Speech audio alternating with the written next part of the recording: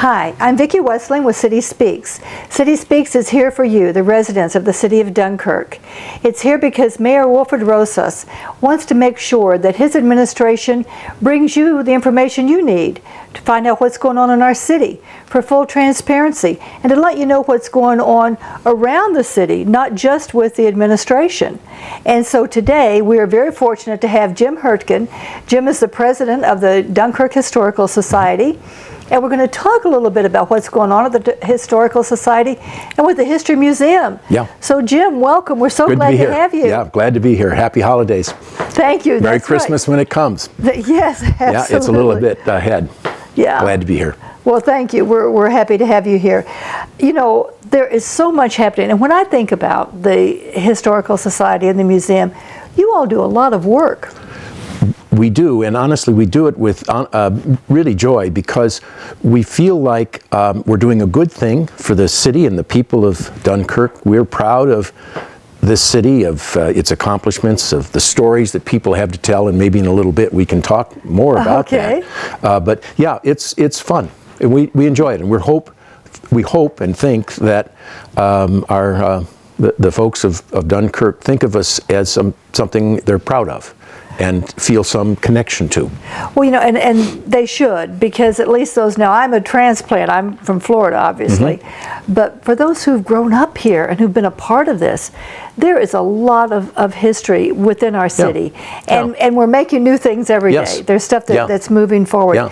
Tell me a little bit, we've had a fairly successful year so far. Yes. Tell me some of the big things that have taken place this year. Yeah, well, I'll just mention, because it's so important to us and we're so grateful for the support that the city and the mayor and the council, all of them have given us. You know, we were the recipients of HUD funds for this cycle, and this has helped to address some of the serious issues with the exterior of the museum.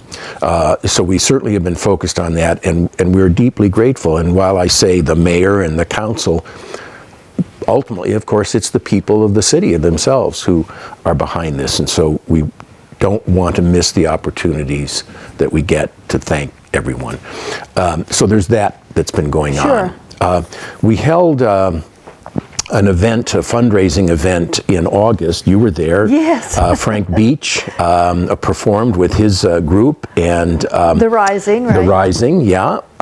And we had a nice auction of some baskets, none of which I won, but that's okay. And I think you did. I did. And that's a good thing. That's a good thing. It was a lot of fun. It was cold. It was cold. It was up in the hills. If we do that again, I think we're going to bring it down to the pavilion, the Brooks Pavilion, or somewhere closer to the city. We thought that time of the year it'd be fun to look out over the lake, and it was great. But we think maybe we'll look for a different venue. And now that fundraising, that brought in a good. It did. Yeah, we had some nice support from a variety of people, and of course the folks who were there. So that was a fun evening, an enjoyable one. But there's something coming up in December soon after Thanksgiving. Let me just. Oh, okay. And now, so we talked about that fundraiser. We're going to talk about more what we do to get funds later. Yeah. So December, and I'm so excited about this. Yeah, here it is. On December 5th, which is a Thursday evening at 6:30 at the museum, we're doing what we're calling the Taste of Prohibition. Now, we have, thanks to one of our board members, Paul Sheeler, we have a bottle of whiskey that was sold legally during Prohibition by the folks at the West Drugstore. So that's got to be pretty old, right? It is. It was mashed in 1914. Bottled sometime after, I think in 1927, was it? Or later. Yes, 1927. And it's been sitting in Paul's liquor cabinet for 92 years. Is that the math? I'm getting a little mixed up here. Well, but since 1927. Okay. And it was sold with the legal federal stamp as medicinal whiskey. So it's 92 years old. Is it going to be drinkable, really? I mean, is there not going to be little pieces of cork in there or something? No. Here's the deal. There were 3 bottles, one of which Paul has already opened and at a fundraiser in his previous digs in Illinois. Same brew, same ferment. And he said it was delicious. Now, liquor isn't cheap. It's going to be $40, but it's a fundraiser. It's a fundraiser, and the bottle itself is worth thousands of dollars. These antique whiskeys are highly sought after. If I go there and I want to pay $40, yeah, and I want to get a shot of this 92-year-old whiskey, you are, but it's going to be half a shot. But that's plenty. Have a shot of this 92-year-old whiskey. In that shot glass. Show the in this folks shot glass that. right here. Yeah. This shot glass. There it is. Everyone who participates, gets a ticket for $40, gets a shot glass. And that's friends. That's the Friends of Neptune. Of Neptune. Yeah. And that, by the way, is the point. This is to begin accumulating the funds to return Neptune to the city. It's going to be a while. It's going to be a while, but that's the plan. Yeah. So this is all going to tie in. I mean, there has been a movement forever to return the King Neptune statue to the city of Dunkirk. Yeah. It's safe. We're grateful that the folks at SUNY Fredonia have made a home for it, but they understand, based on clearly the plaque that's there, that it will eventually make its way back to its home. Do we have a home for it to come back to? We do, but not one that is immediately ready for it. We're being a little bit not cagey about it, but we have to get some architects' plans in place and really have lots of discussions. But we think that we can find a suitable way of presenting it to people in the museum itself. We'd love it if it could be returned as a fountain, an outdoor fountain, but there's concerns about certainly the cost of insuring it, its safety. It would be a terribly expensive project, so I don't know if we can do that. But not only to have that outside, you're going to have the weather that might. That is good news to everybody who's looking out for Neptune. I mean, I cannot remember a time since it moved that someone has not said we need to bring King Neptune back. Yeah. So that's what this is all about, right? That's what it's about. The Friends of Neptune. Yes. So $40, come in, get a half a shot of 92-year-old whiskey. Yeah. And help bring King Neptune back. So if you want to bring King Neptune back, but now there's got to be a limit of how many people 25 tickets available, and there are some still left. So if your viewers are interested, they should certainly contact the museum. Indeed. I brought my checkbook. Great. Good. Yeah. Me too.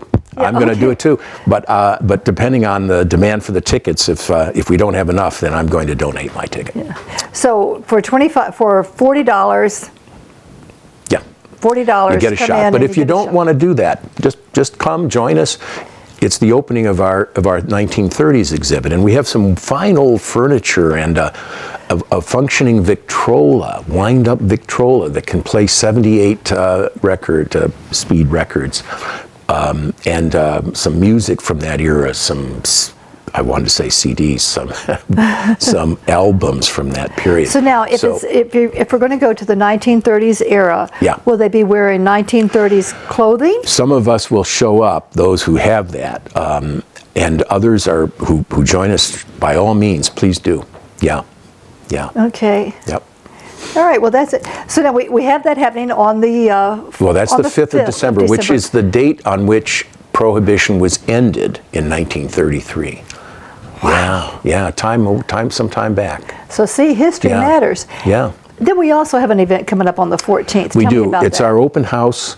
It's simply an occasion for people to come by to have some hot chocolate and some desserts that are going to be prepared by lots of different folks. I think it's 2 to 4.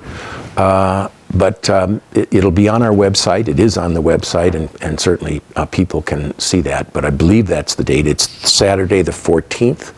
at the museum. We started it last year and had just a nice time. People just came in as they wanted and sort of celebrated the season. Very good. Yeah, So we'll have a tree that they can help decorate and. all right. Yeah. Well, that should be fun.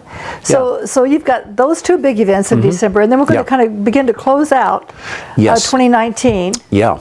And move into 2020. That's right. Yeah. You know, we started a golf tournament, and it turned out we held it in August this year, though we had planned for an earlier date. Rain got in the way. We want to try that again. People had such a good time, and it was not serious. We were not looking to, score low. I mean, I was the worst of the bunch, and had a great time. So the scoring didn't matter. It really was have fun. We had a lot of prizes. We had a lot of fun, and we'll go with that again. Do you have a tentative date for that?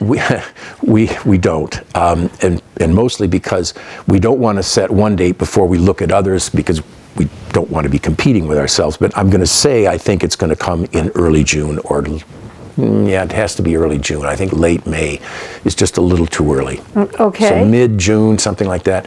You know, the Van Miller tournament is a big one. Oh, yes. And we don't want to back up against that. Sure. So we'll have to look at that. And, the folks at Phoenix who sponsored the tournament in August, was it? September? It was August.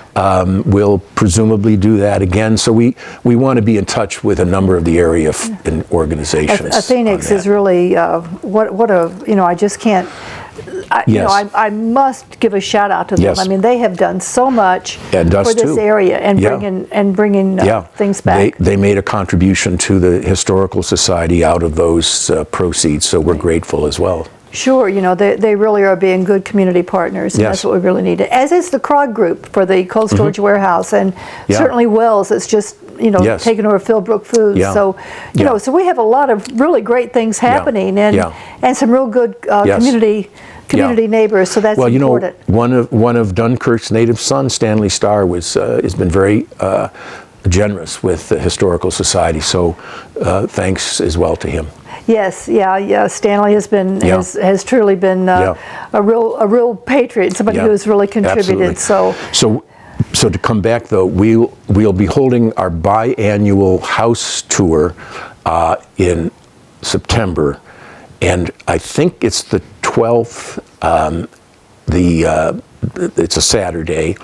And we'll have 5 or 6 homes again. That was a big draw over the last several times. So people will be able to tour some of the more historic homes of the area. Yeah, and people who have opened their homes to us, I think, have really enjoyed it. I think they've liked the opportunity to share with people what they're proud of in their homes and what they are doing to upgrade them or to keep them in proper order. And we have some beautiful historic homes here. Yes, now, with interesting stories as well, and that's part of it. Okay, now interesting stories, and that brings me to something that we had talked about earlier. Yes. Tell me, you have something going on, a program that you want to start, talking about stories. Explain this. Yes.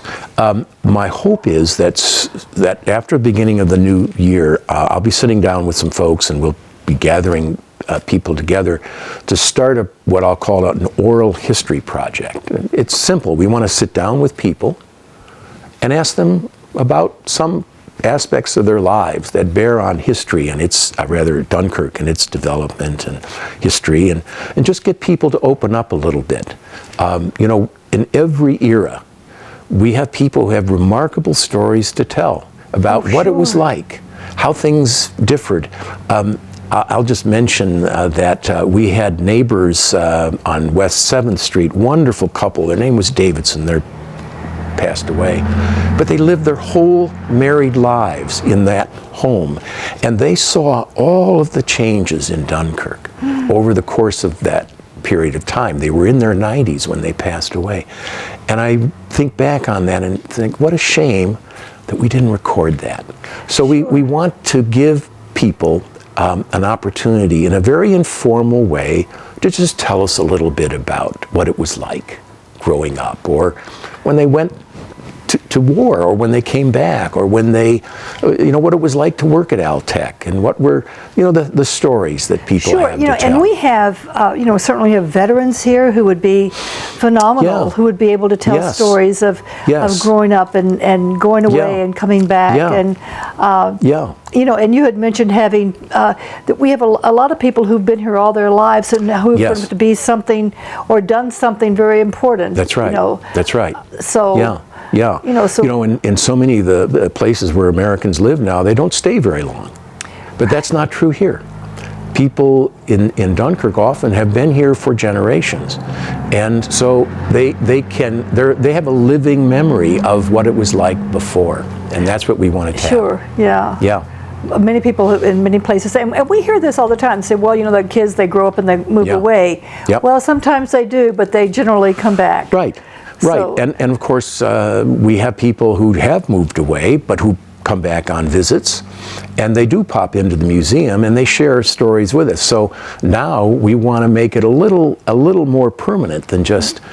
So how would someone access this? So if we get a group of people or individuals and we talk to them and get their history or their take on changes or how things once were. Yes. How would people access that? Would that be on your website? Would that be on I would DVD? think so. I would think so. We haven't, of course, come to a conclusion on all of these questions, but that's certainly a good one. My hope would be that they would be cataloged and they would be accessible through the website. But the first thing is to do them. Right. So, and then perhaps to transcribe them so there's a written record as well as the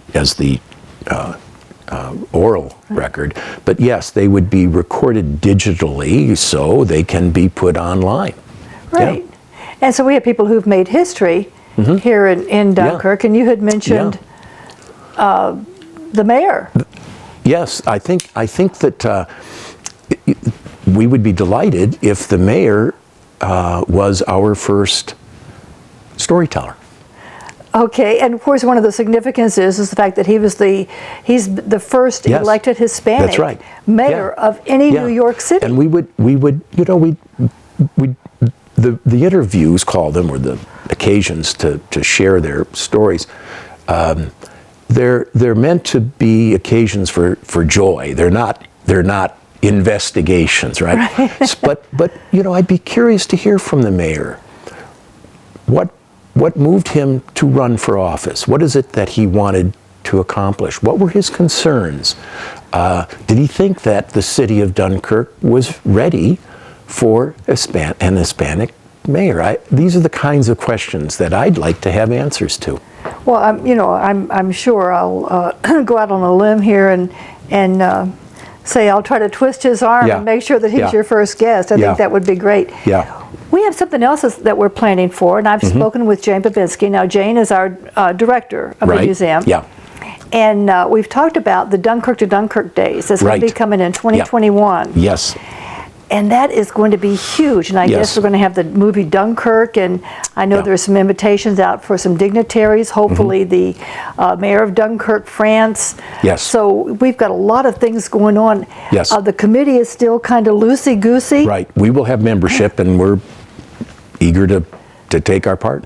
Right. So it's going to be a massive undertaking to pull it all together. But if you're interested in joining and becoming a part of this, give Jane a call or give Jim a call.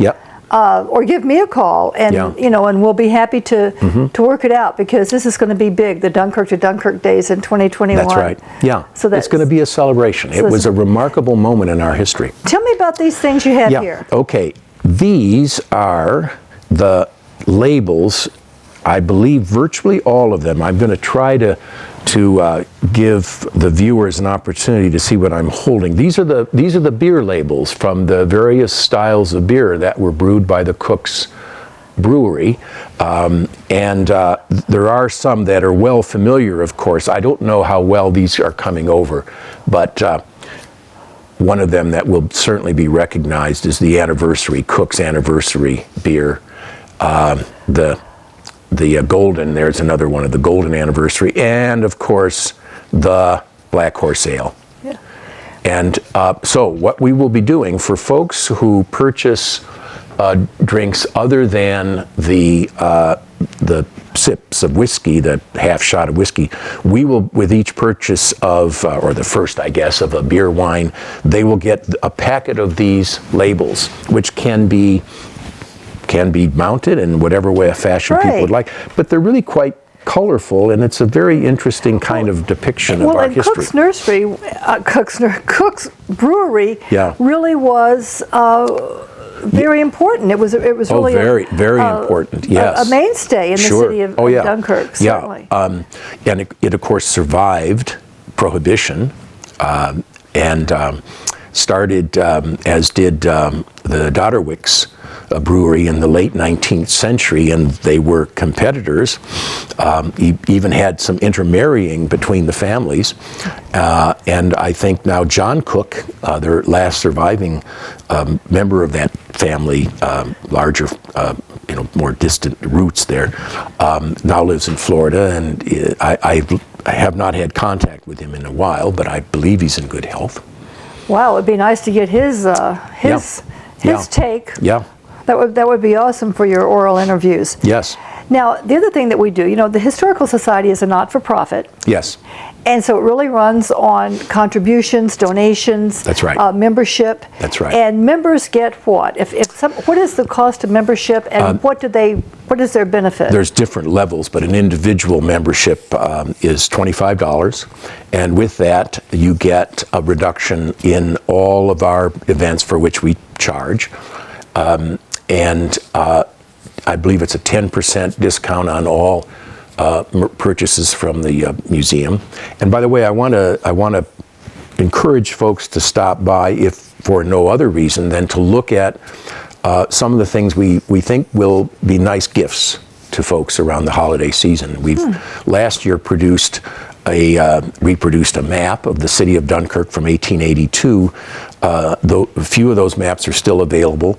It's about like so. It's not small.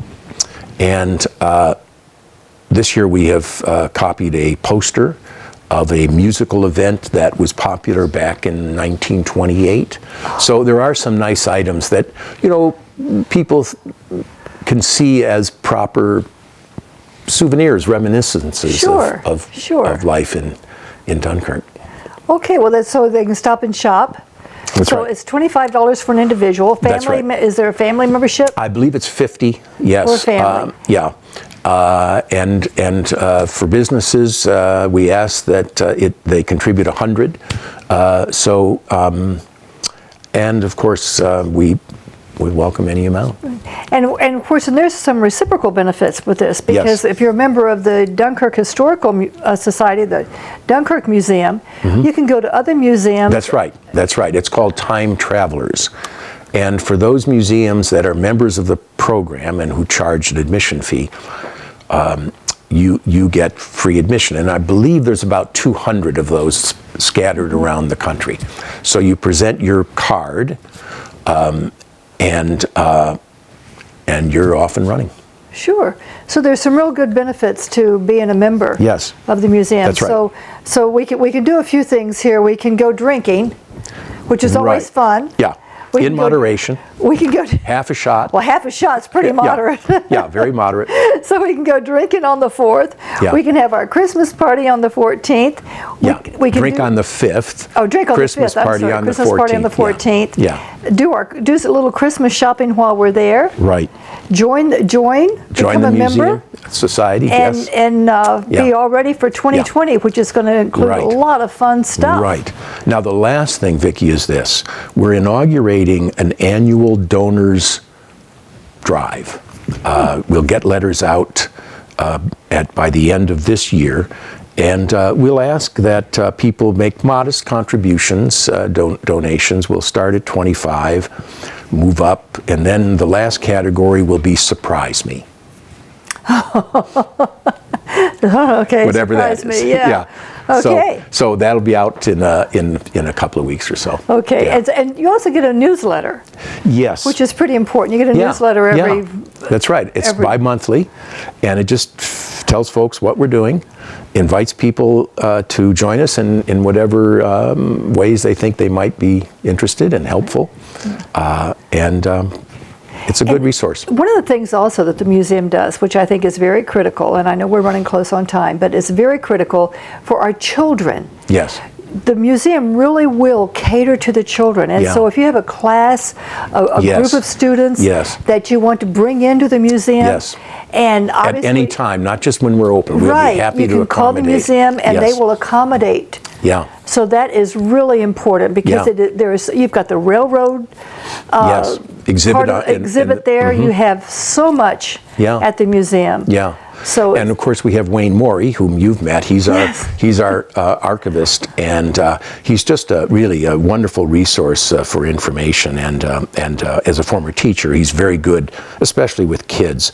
So he's ready and willing to do some programming for us. Right, so if you have children, if you have a children's group, and you want to come in and take a tour, Yeah. this is the way to do it. That's right. That's the best way That's to right. to go, and the museum will be Yeah. available to you. That's right. Jim, thank you so much. The time always goes so Yeah. quickly, but It thank does. you. That's why we're in this business, right? We want to slow it down. Well, that's true, absolutely, and our history is important. Yeah. So thank you so much for being here. Thank you for I having really, me. Well, I just love having you. I appreciate that, and and I brought my checkbook. Excellent. So I'm gonna. Great. I'll do my share here, and I encourage all of you to do that as well. Yes, So we contact welcome me. members and love their support. Right, and the museum is located on Washington Washington Avenue, Washington Avenue. 513, beautiful Washington Avenue, it's open. Now, do you know the phone number by Yes, heart? I do. It's 366-3797. Right, 366-3797. 3797. And if the museum is closed, can they leave a message? Absolutely, yeah. And So- of course, go online. You can leave messages for us online. We have, you can send emails and let us know what you're thinking. Right. So, Okay, so come on out, enjoy, join the museum, have a shot, go to the party, buy Yeah. some gifts. yeah, And spend some money. Spend some money, absolutely, we can do that. So Yeah. thank you so much. Thank you, Jim. You're very welcome. Thank you, Vicki. Thank you for watching City Speaks. You can see City Speaks every day at 3 and 10. Contact us, go to Facebook, you can tweet us on Twitter. Let us know what's going on, what you like, what you don't like. Give me a call, 716-363-6888. Send an email, vwestling@cityofdunkirk.com. This is for you, City Speaks. It's all about the residents, and we appreciate you watching. Thank you so much, and have a great day.